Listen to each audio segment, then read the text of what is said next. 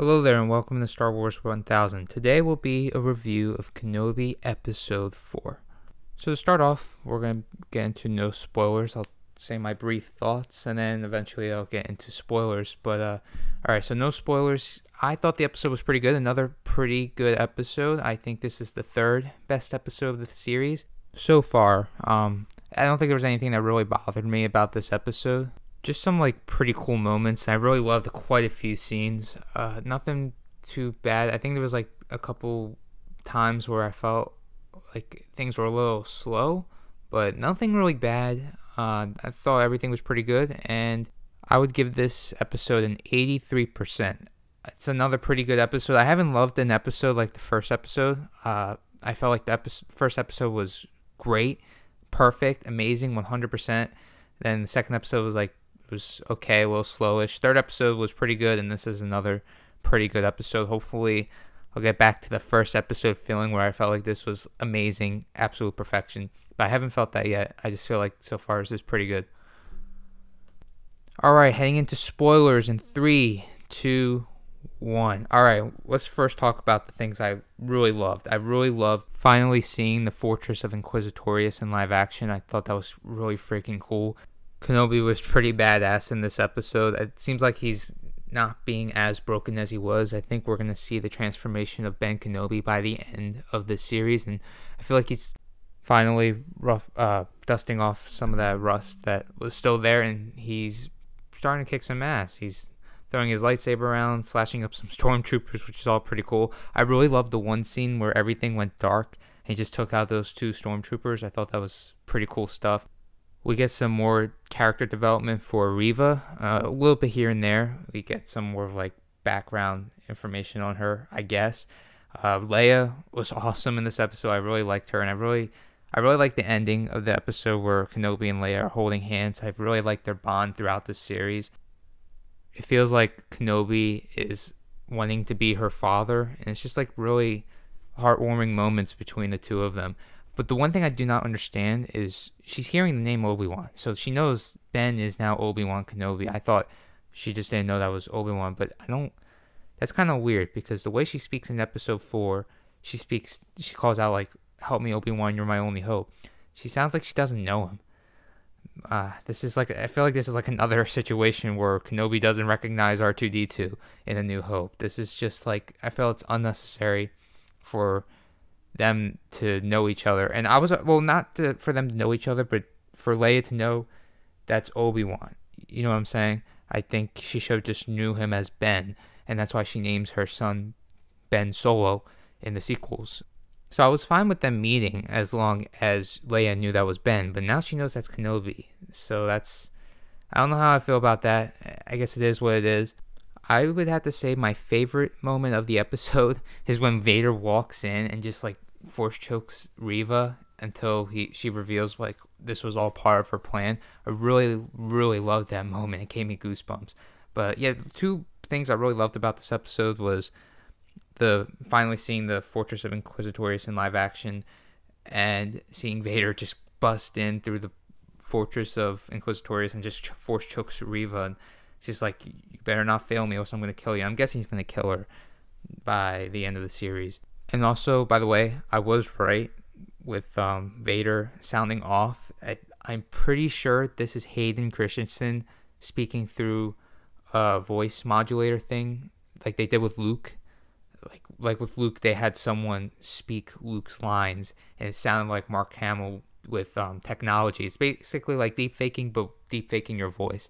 And I believe Hayden Christensen is being the Vader voice just behind James Earl Jones' deepfake. You know what I'm saying? So that I think that's what they're doing with the series, and I think he still sounds a little off because Hayden Christensen doesn't sound like Darth Vader. It just doesn't. But it's not awful. It's just it sounds off every time he says something.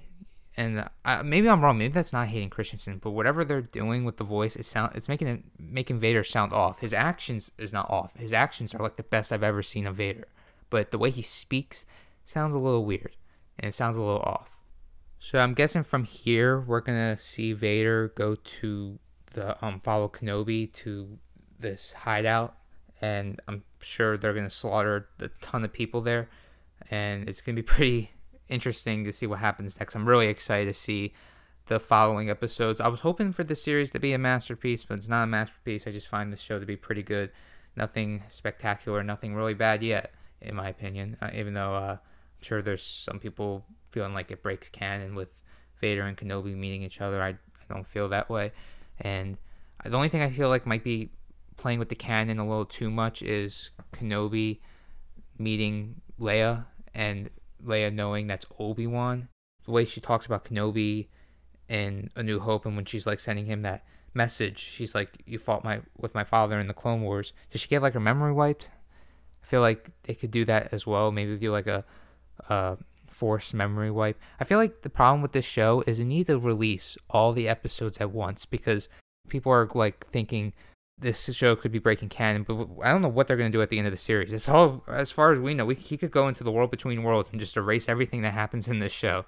So maybe, I don't know what they're going to do with that. It just feels like it's messing with the canon a little too much with Leia knowing Kenobi. Maybe I'm wrong, and I'm just wrong, but I just, that's how I feel. Because I feel like if Leia knew Kenobi, she would say in that message in A New Hope, be like, "Hey, Obi-Wan, you remember when you saved me as a 10-year-old child, and I'm going to name my son after you? Yeah, that's could you help me here? I'm like trapped." I feel like she didn't even mention that Kenobi saved her in A New Hope in that message. She just said, "You fought with my father in the Clone Wars."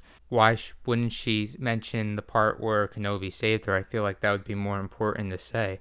Again, it just feels like another weird thing, like Kenobi not recognizing R2-D2, or Kenobi forgetting about Leia in Empire Strikes Back when Yoda says there's another. Kenobi says Luke is the only hope. It's just weird stuff like that. It just feels like it's unnecessary. It just feels like you're just making things weird in the canon. I'm just hoping that for some reason Leia and Kenobi get some sort of memory problems, because that would explain a lot. That really would. So yeah, there's a few moments where I had goosebumps in this series. In this episode. Seeing the live action Fortress of Inquisitorius was really freaking awesome. Kenobi was badass in this episode. Yeah, as a Jedi Fallen Order fan, I felt like vibes from that game, but into live action. So this was a pretty good episode, and I can't wait to see the next episode. I'm really excited. A lot of cool stuff. I'm guessing we're going to see even more Vader in the next episode, and maybe flesh out a little bit more Reva's backstory. And I'm hoping at some point we find out why Vader left Kenobi in the end of episode 3. The only thing I can think of is it matches with the line in A New Hope where Vader says, "When I left you, Vader left Kenobi." And I'm hoping we get more of an explanation for why he did that. Whatever it will be, I just want to know why. Like, what was Deborah Chow thinking for doing that? I'm not saying it's a bad thing. I just want to know the reasoning. Unless they're going to leave it up in the air and have the fans have a reasoning for whatever reason why Vader did it. So I'm hoping that's not the case. I hope we get an explanation for that, but maybe in the next episode.